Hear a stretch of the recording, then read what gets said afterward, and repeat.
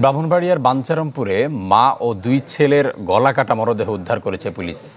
একে পরিকল্পিত হত্যাকাণ্ড বলছে। মামলার সম্ভাব্য সাক্ষীদের নিরাপত্তা চেয়ে ট্রাইব্যুনালে আবেদন করেছেন বেসরকারি বিশ্ববিদ্যালয়ের প্রতিনিধিরা। সম্প্রতি তারা গিয়ে গেট খুললে জেকির রক্তাক্ত মরদেহ দেখতে পায়। এ সময় চিৎকারে অন্যরা ছুটে এসে দুই সন্তান মাহিন ও মহিনের মরদেহ উদ্ধার করে। অক্ষত অবস্থায় পাওয়া যায়। টাকার জন্য বাংলাদেশ ছেড়ে প্রবাসে যায়, আর প্রবাসে যায় সেই স্বপ্নের শহর ইতালিতে যায়। সেই ইতালিতে যে অনেক টাকা কাজ করবে, বাংলাদেশে অনেক টাকা পাঠাতে হবে এবং স্বামী স্ত্রী ছেলে সন্তান নিয়ে সুখে থাকবে। সুপ্রিয় দর্শক শ্রোতা, আসসালামু আলাইকুম। দেশে এবং প্রবাসে, দূরে এবং কাছে যে যেখান থেকে আজকের এই ভিডিওগুলো দেখার জন্য প্লে করেছেন, সবাইকে অনুরোধ করব সম্পূর্ণ ভিডিওটি কন্টিনিউ করবেন। সুপ্রিয় দর্শক শ্রোতা, আজকের এই ভিডিওগুলো দেখলে আপনি হয়তো আপনাদের শরীরের পশম দাঁড়িয়ে যেতে পারে, কারণ এমন কিছু তথ্য আপনারা জানতে চলেছেন। বিশেষ করে যে প্রবাসী ভাইয়েরা থাকেন, আপনাদের উদ্দেশ্য বলতেছি। আপনারা এত কষ্ট করে বাংলাদেশে রেমিডেন্স পাঠান, বাংলাদেশে এত কষ্ট করে টাকা পাঠান বাবা মাদের ভালো থাকার জন্য, ভাই ব্রাদারকে ভালো থাকার জন্য, বোন বোনাকে, আত্মীয় স্বজনকে ভালো রাখার জন্য। সুপ্রিয় দর্শক শ্রোতা, আপনাদের নিজের ভালো কখনোই আপনারা হয়তো বাসেন না। প্রিয়জনের, আপনারা প্রিয়জনদের জন্য টাকা পাঠালে হয়তো আপনাদের সেই সুখ, মাসের শেষে স্যালারি পাওয়ার পরে যখন আপনারা টাকা পাঠান, তখন হয়তো অন্য রকমের একটি আনন্দ আপনাদের মনের মধ্যে লাগে। প্রিয় দর্শক, আর সেটা যদি হয় নিজের সন্তানের জন্য, নিজের স্ত্রী সন্তানের জন্য, আর বাবা মার জন্য। প্রিয় দর্শক, যার বাবা মা নাই, হয়তো তাদের ছেলে সন্তান এবং স্ত্রী সম্পদ। প্রিয় দর্শক, এই সম্পদকে আপনারা বাংলাদেশে রেখে অনেক ভাই বোন হয়তো প্রবাসে কাটিয়ে দিচ্ছেন অনেকটা বছর। দর্শক, শুধুমাত্র স্বপ্ন একটাই, ভালো একটা বাড়ি করব, জায়গা জমি রাখবো, ভালো জীবনযাপন করব, দেশে এসে ভালো কিছু করব, আর কয়েকটা দিন হয়তো থেকে আসি। এই ধরনের মন মানসিকতা সবার মধ্যেই আছে। দর্শক শ্রোতা, আজকের এই ভিডিওগুলো আপনারা দেখলে, বিশেষ করে প্রবাসী যে ভাইয়েরা আছেন, সম্পূর্ণ ভিডিওটি আপনারা দেখবেন। পুরো অনুরোধ করতেছি, সম্পূর্ণ ভিডিও আপনারা দেখলে বুঝতে পারবেন। আপনি হয়তো যেটা ভাবতেছেন সেটা না হতে পারে, আপনার জীবনে হতে পারে এই ধরনের ঘটনা। দর্শক, চাঞ্চল্যকর এক তথ্য, দুইটি বাচ্চা এবং স্ত্রীকে দুনিয়ার থেকে একবারে চিরদিনের মতো বিদায় করে দিল দুর্বৃত্তরা। কি হয়েছিল এনাদের সাথে? আসলে কিছুদিন আগেই তার স্বামী বাংলাদেশের থেকে তাদের পুরো ফ্যামিলি নিয়ে বেড়ায় গেছে এবং ছুটি শেষ করে বাংলাদেশের থেকে নিজ স্থানে ইতালি শহরে আবার চলে গেছে।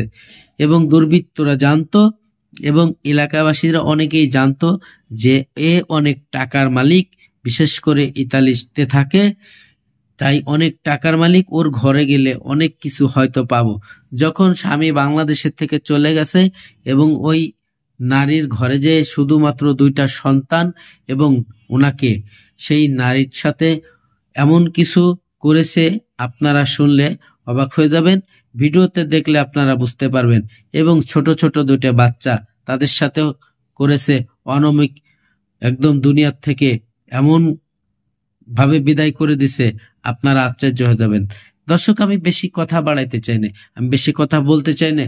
চলুন সেই গুরুত্বপূর্ণ ভিডিওটি দেখে আসি। ভিডিওতে যাওয়ার আগে ছোট্ট করে একটি রিকোয়েস্ট করব, আপনি যদি আমার চ্যানেলের নতুন বন্ধু হয়ে থাকেন, ভালো লাগলে চ্যানেলটিকে সাবস্ক্রাইব করে ভিডিওগুলো লাইক কমেন্ট শেয়ার করে দিবেন, বন্ধুদের মাঝে বেশি বেশি শেয়ার করে দিবেন। মা ও দুই ছেলের গলা কাটা মরদেহ উদ্ধার করেছে পুলিশ। একে পরিকল্পিত হত্যাকাণ্ড বলছেন স্বজনরা। দাবি জানান দোষীদের দ্রুত আইনের আওতায় আনার। এদিকে জিজ্ঞাসাবাদের জন্য আটক করা হয়েছে 3 জনকে। ব্রাহ্মণবাড়িয়ার চরছয়ানি গ্রামে নিজ বাড়িতে সন্তানদের নিয়ে ঘুমিয়েছিলেন মা জেকি আক্তার। মঙ্গলবার সকালে কাজে এসে গেট বন্ধ দেখেন গৃহকর্মী। অনেক ডাকাডাকির পরেও না খুললে পাশের এক আত্মীয়কে ডাকা হয়।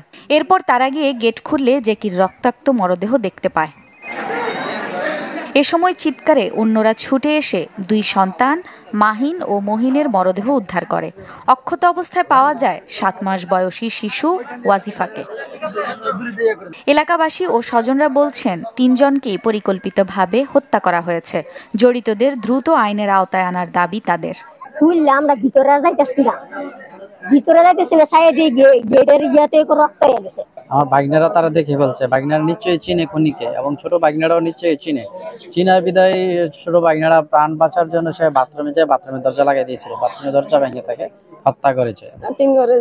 যেভাবে কাজটা এমন আমি বিচার চাই। ঘটনার রহস্য উদ্ঘাটনে কাজ করছে পুলিশের একাধিক টিম। ইনভেস্টিগেশনের পরবর্তী ধাপে আমরা বলতে পারবো যে ঘটনাটা কি কারণে ঘটেছে। আমরা আমাদের তরফ থেকে সর্বোচ্চ চেষ্টা করেই এই ঘটনার পিছনে যারা দায়ী ব্যক্তি তাদেরকে দ্রুত গ্রেপ্তার এবং আইনের আওতায় আনার সর্বোচ্চ চেষ্টা করছি। মা ও 2 ছেলের মাথায় কোপের চিহ্ন পাওয়া গেছে বলে জানায় আইন শৃঙ্খলা বাহিনী। Desk report, channel 24। কোনো টাওয়ারে আগুন নয়, বরং শেখ হাসিনার নির্দেশেই ছাত্র জনতার আন্দোলনের সময় ইন্টারনেট বন্ধ করা হয়। জিজ্ঞাসাবাদে স্বীকার করেছেন সাবেক তথ্য প্রযুক্তি প্রতিমন্ত্রী জুনায়েদ আহমেদ পলক। সকালে আন্তর্জাতিক অপরাধ ট্রাইব্যুনালের চিফ প্রসিকিউটর সাংবাদিকদের কথা জানান। বলেন, গণহত্যার তথ্য গোপনে শেখ হাসিনার নির্দেশেই এভাবেই কাজ করে তার মন্ত্রিসভার সদস্যরা। সম্ভাব্য সাক্ষীদের হত্যার অভিযোগও করেছে প্রসিকিউশন। 18 নভেম্বর গণহত্যা ও মানবতা বিরোধী অপরাধের মামলায় জুনায়েদ আহমেদ পলককে জিজ্ঞাসাবাদ করে আন্তর্জাতিক অপরাধ ট্রাইব্যুনালের তদন্ত দল। এ সময় বিভিন্ন গুরুত্বপূর্ণ তথ্য দেন তিনি। ইন্টারনেট বন্ধ সহ শেখ হাসিনার নির্দেশে পলক কি করেছেন সেসব স্বীকার করেন বলে জানায় প্রসিকিউশন। সরাসরি প্রধানমন্ত্রীর কাছ থেকে নির্দেশনা আসার পরে তথ্য প্রতিমন্ত্রী নির্দেশ দিয়ে আইআইটি ইন্টারন্যাশনাল ইন্টারনেট গেটওয়ে, এই গেটওয়েদের একটা হোয়াটসঅ্যাপ গ্রুপ খোলা হয়। সেই গ্রুপে সরাসরি নির্দেশ দেওয়া হয় ইমিডিয়েটলি ইন্টারনেট শাটডাউন করো। এদিন আন্তর্জাতিক অপরাধ ট্রাইব্যুনালে হাজির করা হয় সাবেক সেনা কর্মকর্তা জিয়াউল আহসান এবং সাবেক আইজিপি আব্দুল্লাহ আল মামুন সহ 7 পুলিশ কর্মকর্তাকে। তাদের বিরুদ্ধে তদন্ত শেষ না হওয়ায় 2 মাস সময় বাড়িয়ে আগামী 20 ফেব্রুয়ারি অগ্রগতি প্রতিবেদন দাখিলের নির্দেশ দিয়েছে ট্রাইব্যুনাল। 3 পুলিশ কর্মকর্তা মামুন, শাহিদুল ইসলাম ও আব্দুল্লাহ আল কাফিকে একদিন করে জিজ্ঞাসাবাদের অনুমতি দিয়েছে আদালত। বিচার সম্পূর্ণ নিরপেক্ষ এবং আন্তর্জাতিক স্ট্যান্ডার্ড অনুযায়ী এই বাংলাদেশের মাটিতে অনুষ্ঠিত হবে, এই ব্যাপারে আপনারা নিশ্চিন্ত থাকুন। গণহত্যার ঘটনার সম্ভাব্য সাক্ষীরা টার্গেট কিলিংয়ের শিকার হচ্ছে বলে অভিযোগ প্রসিকিউশনের। ট্রাইব্যুনালের কাছে যাওয়ার আগে আইন শৃঙ্খলা রক্ষাকারী বাহিনীকে বলবো যে এই ট্রাইব্যুনালের প্রত্যেকটি সাক্ষী আইন দ্বারা প্রোটেক্টেড। সম্ভাব্য কোনো সাক্ষীকে টার্গেট কিলিং করা, তাদেরকে সামাজিকভাবে হেয় করা, তাদের নিরাপত্তা দিতে যদি আমাদের আইন শৃঙ্খলা রক্ষাকারী বাহিনী ব্যর্থ হয়, তাদের বিরুদ্ধে কিন্তু আমরা অ্যাকশনে যাব। জুলাই আন্দোলনে ভুক্তভোগী ও গণহত্যার মামলার সম্ভাব্য সাক্ষীদের নিরাপত্তা চেয়ে ট্রাইব্যুনালে আবেদন করেছেন বেসরকারি বিশ্ববিদ্যালয়ের প্রতিনিধিরা। সম্প্রতি 4 শিক্ষার্থী হত্যার ঘটনায় ছাত্রলীগ কর্মীদের দায়ী করেন তারা।